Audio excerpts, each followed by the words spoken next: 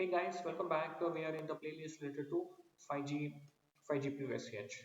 So in this video, I mainly want to talk about one important topic with respect to DMRS.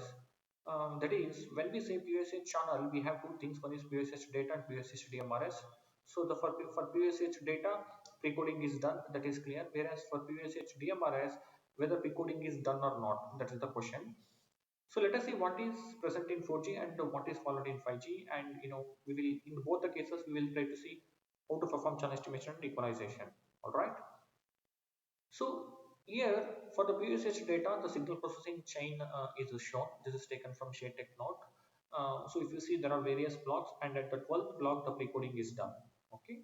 Now the question is whether DMRS mapping should happen before precoding or after precoding. So this one is before precoding and this is after precoding. Okay. This point number one, I will come to this point at the end. So now the question is this one, whether precoding is applied or not. How about DMRS signal processing chain? That is a separate chain actually.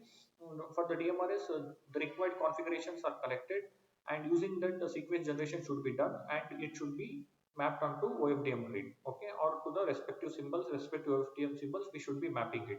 So before mapping, whether we should perform precoding or not is the question. Now coming to 4G, there were two cases, okay. The first case is precoding is done, which means that after performing the precoding, so you map it here, then DMRS will undergo precoding, and it will be okay. So this is the first case. This is the case. Okay. If you do the precoding, then let's say XDMRS is DMRS sequence and W is precoding matrix. So W into XDMRS. Anyway, data will undergo precoding, and both data and DMRS are precoded and it is transmitted in this way. Now, what about point number two?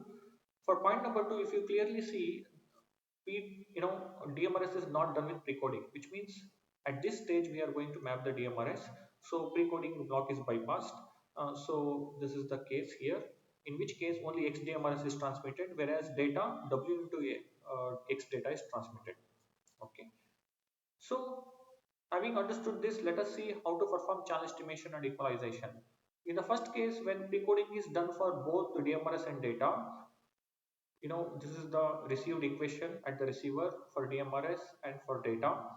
Now using this DMRS, we perform the channel estimation. Here when we perform the channel estimation, the H effective, okay, estimated channel will be H into W. Okay. So this is the thing that will be estimated, whereas for data, H effective is also equal to HW, and hence when we equalize, we can straight away use this H effective. Let's say if we are performing least squares or zero forcing, then we can directly perform H effective inverse and perform the equalization. Now coming to the second option, when DMRS is not done with the precoding, then if you perform the channel estimation, the estimated channel is just H, okay. Whereas for data, if you see here, for the data, H effective is HW. Then definitely we cannot just take the inverse of this and get the equalization. We have to do first for this H, we have to multiply with W matrix at the receiver. So here some extra operation we need to do at the receiver. That is, for the estimated H, we need to perform W, and then this H effective should be used to perform the equalization and get back the data. I hope this is clear. So this second option is having some overhead things like that. The thing is, in case of 5G, the option one is used always. That is, for the DMRS and for the data, for both the cases, precoding is done and transmitted. And now for this, we know how to perform channel estimation and equalization. Okay. So for 5G, yeah, this is where the mapping will happen for the DMRS, and that's what I wanted to show here. Now the question is, I was telling that I will come to the point number one at the end. For point number one, whether the DMRS also undergoes um, transform precoding or not. Transform precoding is the DFT application of DFT block, right? Whether it undergoes or not. Actually, till release till release 16, I think DMRS was not undergoing the DFT operation. But I think from release 17 onwards, the option is given in the 3GPP specification where XDMRS can even undergo transfer precoding. There are advantages with low PAPR and things like that. There are gains seen. So that is what is followed. I hope this concept is clear.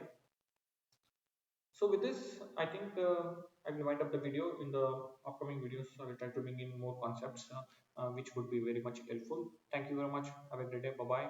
See you in the next video.